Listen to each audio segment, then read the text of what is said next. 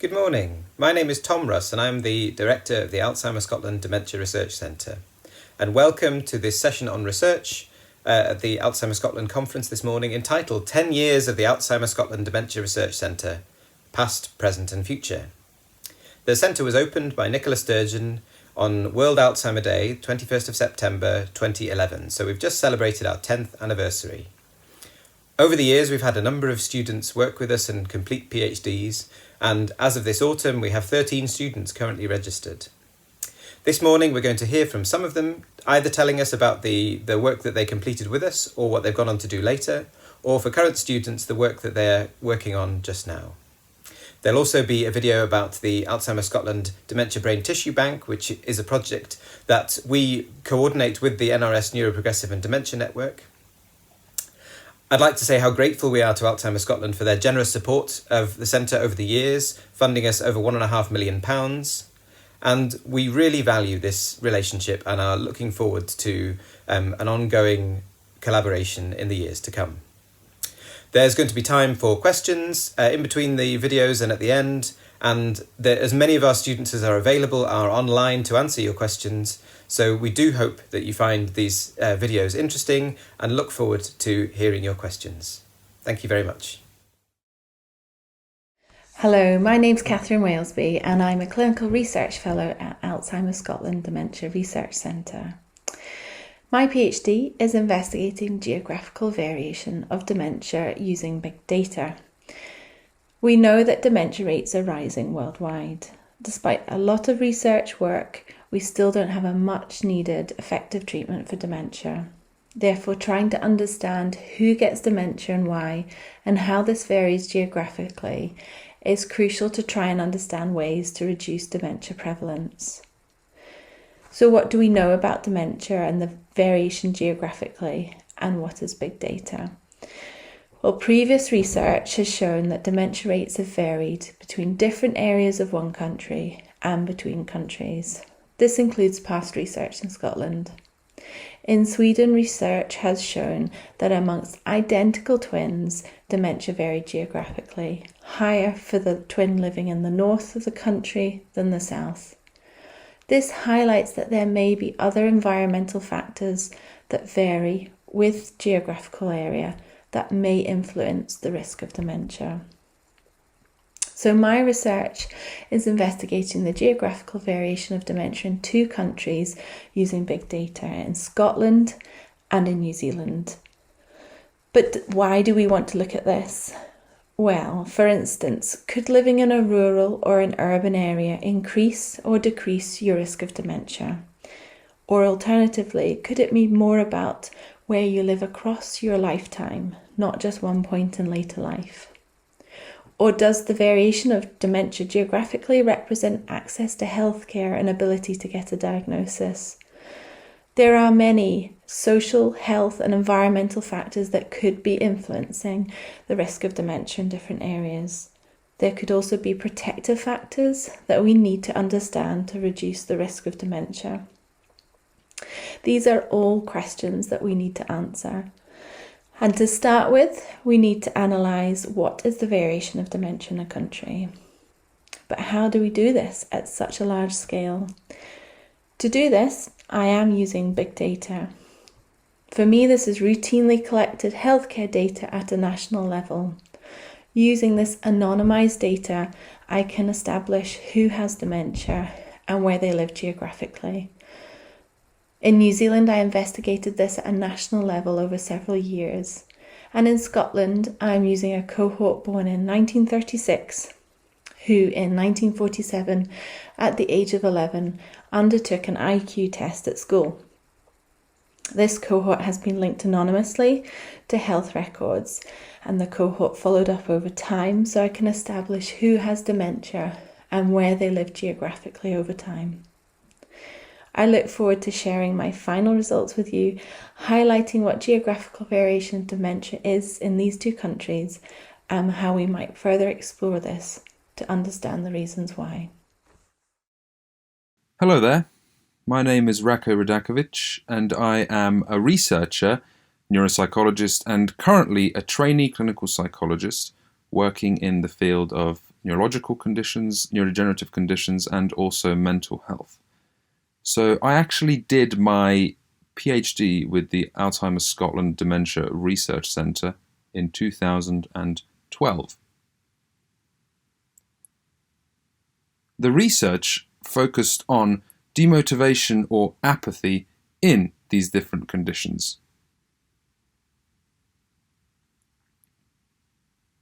So apathy or demotivation can be defined as a lack of motivation for goal-directed behaviours or actions. So, for example, this would be not wanting to be bothered to do things every day, not being able to start things, or being sort of emotionally neutral to things. So examples of this would be not wanting to take the garbage out or the bins out, not wanting to read the news, not wanting to start things, or even finish things. So apathy has been traditionally thought of as one-dimensional, so that you either have motivational problems or you don't have motivational problems.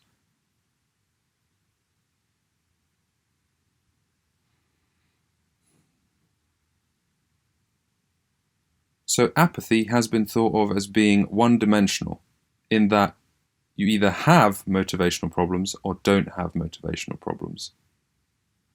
But in fact, it is composed of different subtypes of demotivation or apathy. The first of these subtypes is the executive subtype, which is a lack of motivation for planning, organising and attention, or not being able to finish things. The second subtype is the initiation apathy subtype, which is a lack of motivation for self-generation of thoughts or actions, or, more simply put, not having the motivation to start things. So the second subtype is initiation apathy, which is defined as a lack of motivation for self-generation of thoughts or actions, or not having the motivation to start things. And the final subtype is emotional apathy, which is a lack of emotional motivation, neutrality, or indifference, or simply put, not being bothered to do things.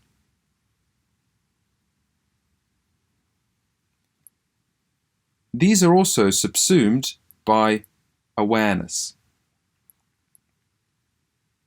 So, we can also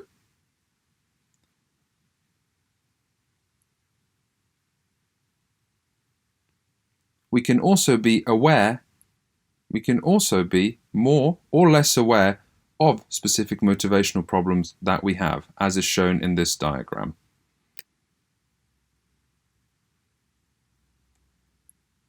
So our research has shown that different apathy profiles are associated with different neurological and neurodegenerative conditions. For example, people living with Alzheimer's disease tend to have apathy across all of these subtypes, but the difference is that they are less aware of their executive apathy and initiation apathy problems. And in behavioural variant frontotemporal dementia and primary progressive aphasia, and in frontotemporal dementia, a more prominent subtype is the emotional apathy subtype and an awareness problem in relation to this specific type of motivation. So our current research is looking to explore the impact of these apathy profiles in relation to quality of life, well-being, and quality of life, activities of daily living, and also the well-being of caregivers or family members.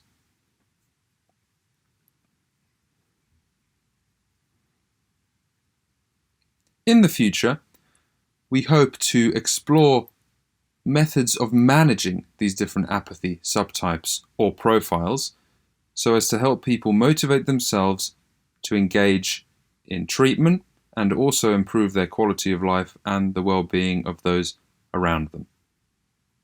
Thank you very much for listening, and thank you to the Alzheimer Scotland Dementia Research Centre for supporting this research.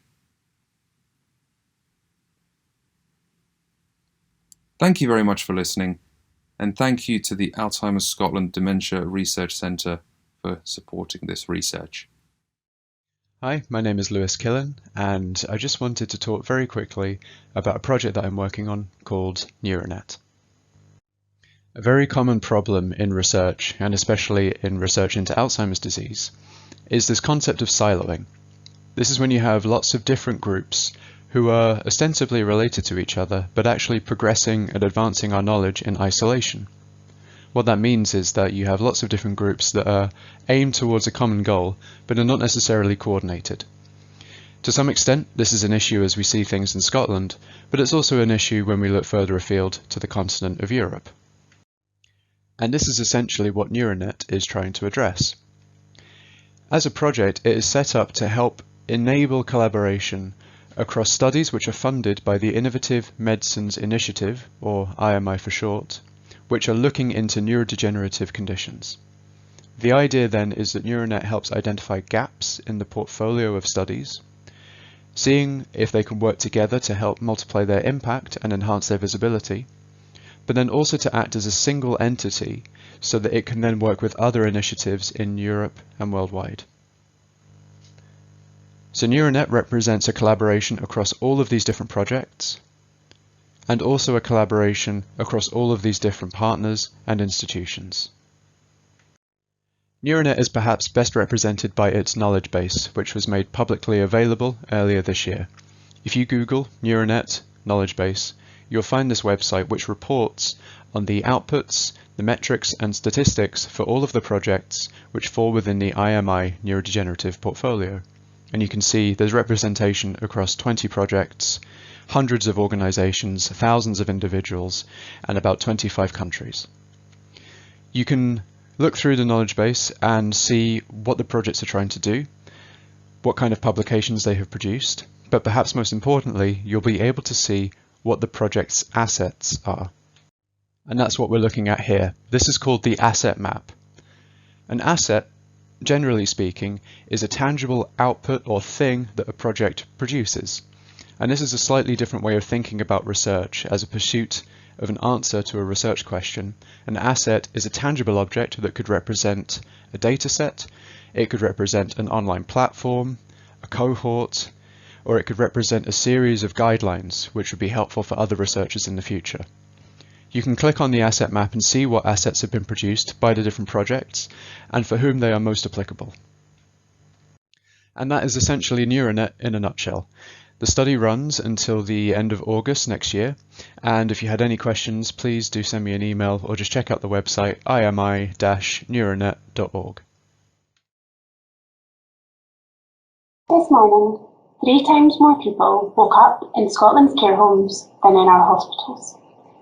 Our understanding of the pathways that took them there and how best to support those moving in has been limited to date, but I'm committed to improving that. Good morning everyone, and thanks for the opportunity to participate in the Alzheimer Scotland Conference. My name is Jenni Burton, and I'm a doctor in training specialising in the care of older people and a researcher now working at the University of Glasgow. I am extremely grateful for the support I received from Alzheimer Scotland to undertake my PhD at the Alzheimer Scotland Dementia Research Centre. As many of you know, moving into a care home is a life-changing experience for any individual and their family and friends. However, it can be a positive and necessary way to address care and social needs which cannot be met in the community. Dementia is common among care home residents, with estimates that between 50 and 70% of residents are living with dementia, although accurate data are lacking. Every year, there are approximately 14,000 new long-stay admissions to over 1,000 Scottish care homes. My PhD research was in 3 parts. learning from the published literature, reviewing current clinical practice, and exploring the use of data to gain a national perspective. Using a range of methods helped explore different perspectives and make recommendations which take account of the complexity of the subject. However, the most striking thing was just how little we know about this everyday lived experience. Like all research, I encountered unexpected challenges, the greatest of which was the invisibility of those living in care homes in national data and the difficulties of using data to establish who moves into a care home after being in hospital. The importance of this has been highlighted throughout the pandemic and continues to be a priority for improvement. Now, I am working on the Scottish Care Home Census data collected by care home staff themselves. This valuable resource has allowed me to design a national data linkage project specifically looking at pathways into care homes, focusing on predictors, outcomes, costs, and geographical variation in those moving from hospital and moving in from the community. And I'm hopeful that we'll have some findings to share later this year and into 2022. Hello everyone, my name is Dr. Mendes and I'm a PhD student and clinical research fellow working at Edinburgh University on the life course analysis of the neuroscience of socioeconomic status, which is the PhD thesis that I'm examining. So, what I want you to learn from today's talk is to understand brain structure, life course epidemiology, and thirdly, socioeconomic status.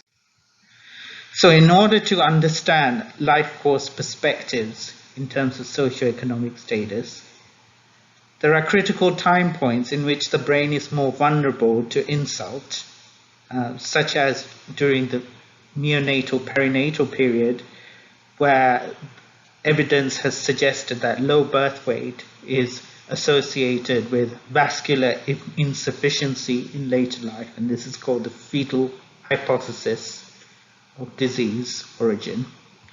And then as you get older, your brain changes through the dynamic exposure to the variety of household factors, through your father's occupation, and the income that's generated in the family. And then an important stage is your adolescence period, where you embark on school and you have a variety of different social interactions which may contribute to dynamic pruning of the brain and also structural changes within areas such as the frontal lobe. And finally, adulthood, where the main thing you will be exposed through is new jobs and the complexity of environment created through that. And through all these exposures through your life course, there will be structural brain changes that may put you at increased risk of dementia. So it's important to identify the critical time periods, but also to relate this to factors such as social mobility and the accumulation of these environmental factors across the life course. So, in my study, I'm examining the relationship between white matter hyperintensity and total brain volume, which is associated with cognitive decline in older age. And I'm looking at the Lothian birth cohort to examine this. And the socioeconomic variables are listed as here. And I will be approaching this through multivariable regression modeling. So what did I find? I found some very interesting suggestions, trends which indicate that high to low trajectories of social mobility sustain low trajectories of social economic status is associated with increased white matter hyperintensity. And secondly, in terms of smaller brain volume, midlife and later life socioeconomic status was associated with this, as well as high to low trajectories in social mobility, and also sustained low life course social mobility. I also found accumulation of multiple periods of low socioeconomic status was important. This suggests that social deprivation of the life course is associated with structural brain changes and cognitive decline, and this may have many policy implications in terms of targeting socioeconomic status to reduce the structural brain changes associated with cognitive decline. Thank you. Hi everyone, my name is Lucy Hiscox and I work as a postdoctoral research fellow at the University of Bath. I completed my PhD at the Alzheimer Scotland Dementia Research Centre, and I'm going to talk about the MRE technique and its application in dementia research. Novel neuroimaging biomarkers are urgently being developed to assist in understanding the causal mechanisms of Alzheimer's disease and to identify people who are most at risk for AD development. Magnetic resonance elastography, or MRE, is a powerful and highly sensitive MRI-based technique and is very similar to having a normal MRI scan of the brain. But instead of looking at the structure or the size of the brain, MRE is able to quantify the mechanical properties given visual outputs of brain tissue stiffness as well as its viscous behaviour. There are three main steps involved. In the first step, the head is gently vibrated with a soft pillow. In the second step, sound waves that travel through the brain are imaged with a specialised MRI pulse sequence. And in step 3, an inversion algorithm is used to infer tissue mechanics from the displacement fields. So the image on the left here shows a typical structural MRI scan, whereas the image on the right is the same slice, but with tissue in yellow being stiffer and the voxels coloured in green or blue. For this reason, MRE is commonly described as palpation by imaging, as we are imaging a physical property. And it's a technique that is now used clinically to assess the extent of scarring due to liver fibrosis, but a growing number of research groups have seen the potential benefits of using MRE as a sensitive biomarker for Alzheimer's disease. And this is because tissue biomechanics are directly related to the health and the integrity of the tissue microstructure. In a recent study, we recruited healthy older adults and those with a diagnosis of MCI. MCI is typically a precursor to Alzheimer's disease, and our aim was to determine whether MRE measures for the hippocampus, which is a critical brain structure involved in memory, could predict an MCI diagnosis. We also wanted to determine whether an MRE scan was more accurate compared to more traditional neuroimaging techniques, which measure brain volume size, its diffusion, and blood flow properties. We found that lower hippocampal stiffness and greater viscous dissipation were both associated with MCI, and that these measures predicted MCI with high accuracy and with greater effect sizes compared to other methods. Previous studies also report a strong relationship between hippocampal viscoelasticity and memory performance, indicating how MRE shows promise as a sensitive neuroimaging biomarker related to behaviour. Future work should track healthy individuals over time to assess whether an MRE scan of people, say in midlife, could predict the later occurrence of dementia, and it will be important to know this as targeted treatments or interventions are much more likely to be successful if provided early enough. Many thanks for listening. What feels like freedom? I've begun to explore this question and others with carers, gathering their perspectives on freedom and restrictions in pandemic-affected dementia care.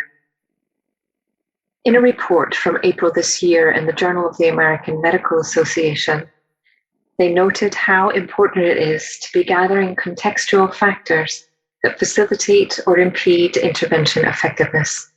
And this type of in-depth exploration can really help that process. I'm interviewing both paid carers and unpaid carers. And already these interviews are revealing powerful themes.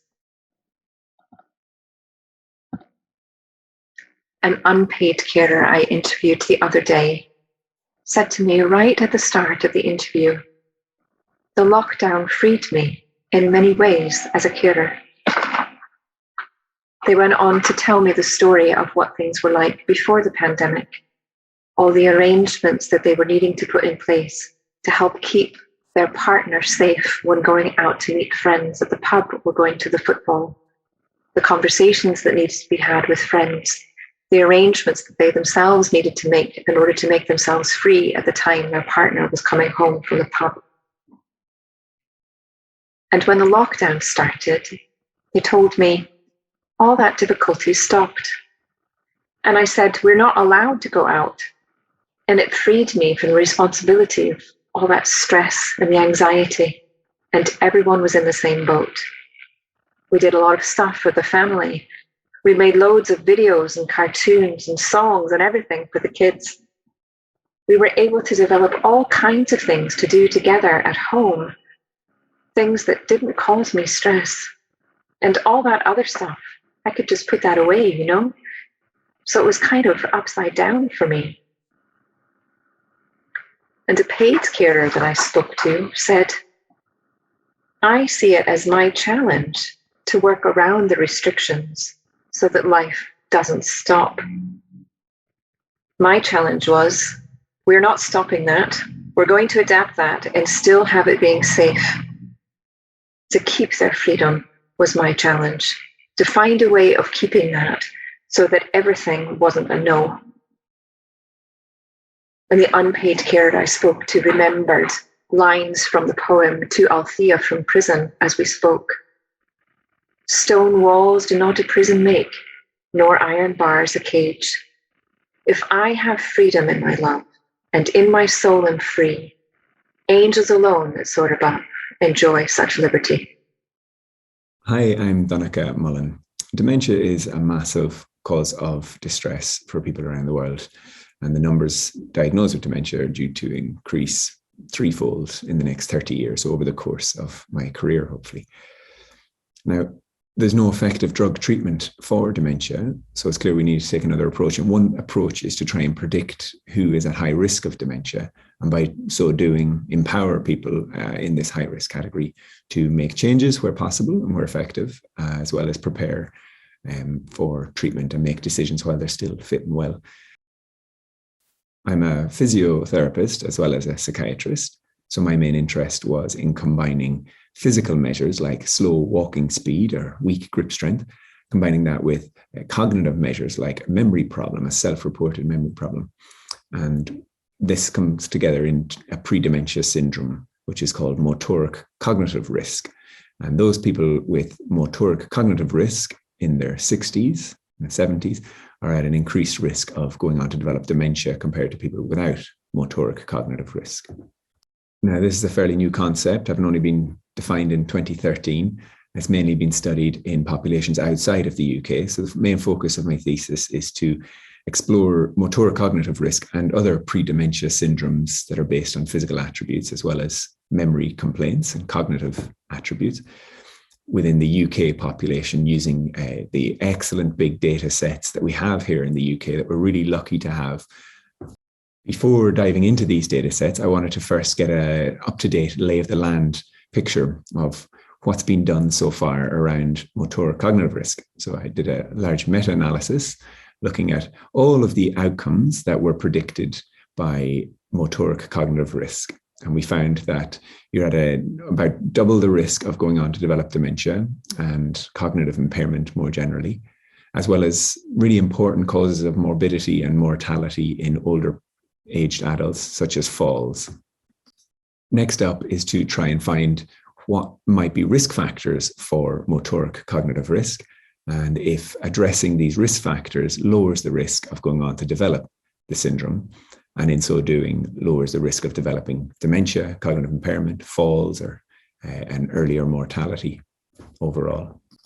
To do this, it's firstly really important to find what the rates of this condition are in the UK population. So I'll be using as big a data set as I can find for that, and I'll explore what are associated with it, including what brain changes are happening on MRI scans, as well as what genetic variants are more common in people with motor cognitive risk compared to those without it. By identifying these genetic variants, we can in turn find pathways by which people with motor cognitive risk are affected in their biology, and how this can go on and cause dementia, falls, or increased mortality. Hi, my name is Miles Welstead, and I'm going to briefly talk about some of the things I've done during my Age UK funded PhD with the University of Edinburgh. My main interest going into a PhD was to explore age trajectories and try to figure out why some people's health deteriorates in later life at a quicker pace than others, and then crucially, which factors are associated with these differences and how can we get everybody on the healthiest trajectory possible. So one way in which we can quantify the process of aging is through a health state called frailty. So frailty describes an individual's vulnerability to adverse events. So the higher the frailty, the more likely somebody is to suffer from disease, disability, death, dementia, amongst many other things. So a large part of my PhD was exploring how frailty changes over time, which is something that hasn't been looked at that much. And I used a longitudinal study, which I'm sure a lot of people are familiar with, called the Lothian Birth Cohort 1936, which followed and tested a group of older adults over, at the moment, 5 waves of data, each 3 years apart. And within each wave of data is a real wealth of information, cognitive, physical, brain scans, those sorts of things. So using this data, I was able to derive a measure of frailty, something called the frailty index, which quantifies frailty on a scale of 0 to 1, with higher scores representing higher levels of frailty. And I've done a few studies looking at frailty change in this cohort, but I thought today I would talk about the one that I was kind of building up throughout the thesis, and it looks at the subpopulations of participants who follow similar trajectories of frailty over time, and then the factors associated with membership of these subpopulations. So as you can see on this graph here, each individual participant of the Lothian birth cohort is represented by a single line. And then using a quadratic latent class mix model, we found 3 distinct groupings which people tended to follow or fit into.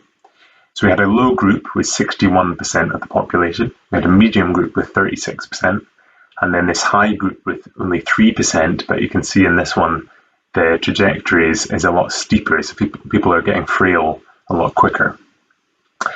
And findings showed that, in general, those in the low class were younger, they had higher education, higher age 11 cognitive ability, which is something the Lothian birth cohorts have, and they were also from a higher social class when compared to the other 2 groups. So we think that this type of information may be very useful in clinical care, and if you're trying to figure out who is at most risk and how we can kind of address those risk factors, potentially prevent frailty happening or stop it in its tracks. And crucially, we need to research further into whether it's possible to jump between these 2 different groups, say using modifiable risk factors. Can you jump down from the high risk group to the medium, or the medium to the low, and so on. So this is just a little insight into what I've been doing over the last couple of years. I hope you find it interesting, and I'm happy to answer any questions you might have. Thank you very much. Good morning, this is Tom Russ again. I hope you're enjoying this session so far. I'd like to tell you a little bit now about the Scottish Dementia Brain Tissue Bank, which is arguably the major project that we're involved in at the Alzheimer Scotland Research Centre. Once again, I would like to thank Alzheimer Scotland for their generous support of this. And I think as I describe its work to you, you'll understand how important it is and its significance to the wider research field, as well as to people living with the effects of dementia. So it's a scheme whereby anybody with a diagnosis of dementia in Scotland can say that they would like to donate brain tissue after their death. Unfortunately, at the moment, logistically, we can only arrange to collect brain tissue from people who live on the mainland, but this is something that we're exploring going forward.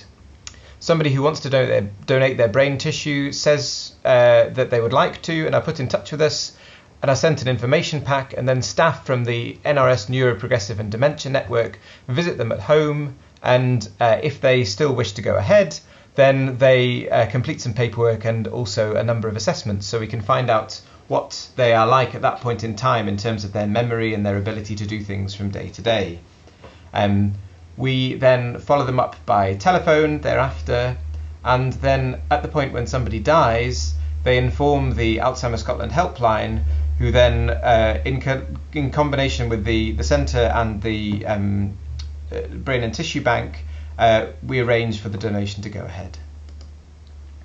We've recently had approved a new improved form of the brain tissue bank where we follow people up every year, repeating cognitive testing, which provides even more value for the research that's done with the tissue. We've introduced a brain tissue donor card, which you can see on the right-hand side of the screen, and we've slightly changed the data that we collect so that we're harmonised with UK and European projects, which means that we can use the data and the tissue more widely. We have 120 donors who've signed up and 53 of them have donated their tissue, and these tissue samples have resulted in 10 high-impact scientific publications. We have excellent collaborations with all these organisations, all of whom work together to make the brain tissue bank work. And I'd like to end just by showing you these quotes from two influential professors at the University of Edinburgh, showing how valuable the brain tissue bank is.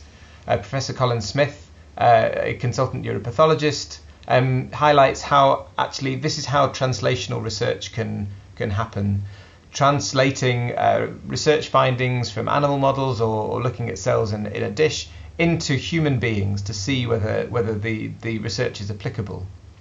And Professor Spires-Jones highlights that actually their research would not be possible without the Scottish Dementia Brain Tissue Bank. So it is a wonderful resource. We're really proud of it and again grateful to Alzheimer Scotland for their support in running it. Thank you very much.